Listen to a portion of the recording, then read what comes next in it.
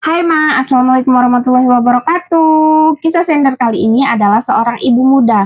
Ibu muda punya anak umur 2 tahun, beliau umurnya 26 tahun. Jadi dari pertama menikah, beliau itu tinggal di rumah mertua. Di rumah mertuanya itu ada ibu bapak mertua, ada suaminya, ada 2 orang adik ipar perempuannya. Jadi Mbak Sender ini adalah anak tunggal. Ibunya itu tinggal sendirian karena bapaknya sudah lama meninggal.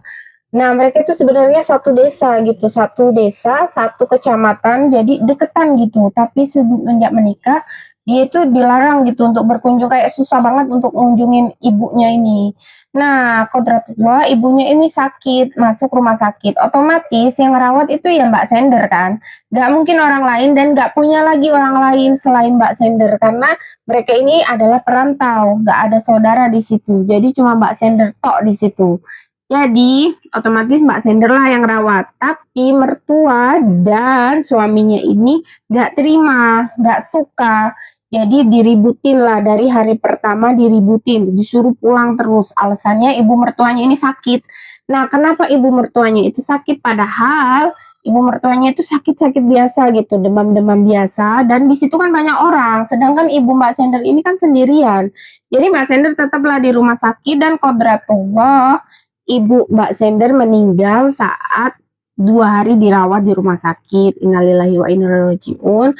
Dan saat ibu mertuanya ini meninggal, si suaminya ini nggak datang gitu. Ibu Mbak Sender ini meninggal, suaminya nggak datang, cuma datang pas tahlilan. Terus habis tahlilan pulang seperti tamu biasa. Ibu mertuanya nggak datang sama sekali dan bapak mertuanya cuma datang di tahlilan hari pertama. Setelah itu nggak datang lagi.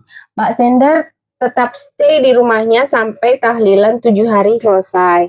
Jadi setelah tahlilan selesai, itu kejadian itu diungkit-ungkit terus. Mbak Sender kan pulang lagi nih ke rumah suaminya itu, ke rumah mertuanya. Diungkit terus sampai sekarang dia punya anak 2 tahun. Jadi pas kejadian ibu Mbak Sender ini meninggal itu pas pengantin baru, pas belum punya anak. Jadi sampai sekarang setiap ribut diungkit terus katanya kamu istri durhaka karena gak dengerin omongan suaminya. Ya opo rek, do iki wis meninggal loh. Maksudnya diungkit terus kan lucu. Jadi Mbak Sender ini jengah. Setiap ribut itu aja yang diungkit. Jadi dia jengah, udah suaminya pelit katanya karena nafkahnya itu yang dinafkahin itu emaknya gitu. Karena makan juga dari emaknya gitu. Jadi Mbak Sender itu cuma dapat duit 200.000 untuk sebulan untuk dia jajan gitulah, untuk pegangan. Selebihnya ibunya yang megang, ibu mertuanya. Jadi Mbak Sender ini jengah dengan keadaan ini, dia mau merubah hidup, dia mau pergi, dia mau merantau, tapi dia bingung gimana anaknya karena nggak mungkin kan dia bawa-bawa anaknya untuk kerja.